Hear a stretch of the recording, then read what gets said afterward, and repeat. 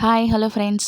2025 ఇయర్‌లో మాత్రం ఒకటి మాత్రం నేర్చుకున్నా. ఓపికగా ఉండడం. నా చిట్టి తల్లి ఎంత కోపం తెప్పించినా సరే ఓపికగా భరించడం. నేను ఓపికగా ఉంటే నా చిట్టి తల్లి ఏమో నాకెంత కోపమొచ్చినా సరే చిన్న మాటతోటే కూల్ చేసేస్తది. ఆ మాట చాలదా ఈ జీవితానికి. అలాగే తన కేరింగ్ కూడా చాలా ఇంప్రూవ్ అయింది. నాకు కొంచెం ఏదైనా తాకినా సరే తనే ఎక్కువ ఫీల్ అయిపోతది. అయ్యయ్యో! అమ్మకి దెబ్బ తాకింది ఏం చేయాలి? ఏం చేయాలి? అని ఆలోచిస్తది. ఇలా చిన్న చిన్న మాటలతోటి ఈ ఇయర్ మొత్తం కూడా హ్యాపీగా గడిచిపోయింది. ఇలాంటి హ్యాపీనెస్ మాత్రం ఖచ్చితంగా ఉండాలి ప్రతి ఒక్కరి లైఫ్‌లో. ఎన్ని ఆలోచనలున్నా సరే ఇలాంటి చిన్న విషయం దగ్గర హ్యాపీగా ఉంటారు.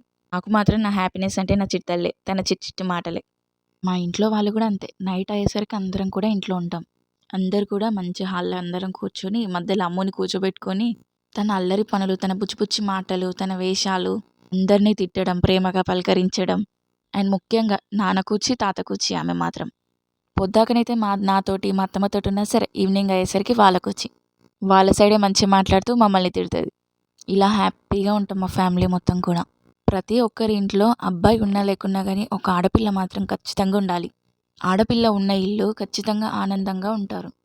తనే కదా ఆ ఇంటికి లక్ష్మీదేవి. ఇలాంటి హ్యాపీనెస్ తోటే ఈ 2025 ఇయర్ గడిచిపోయింది. మీరు కూడా తప్పకుండా కామెంట్ చేయండి.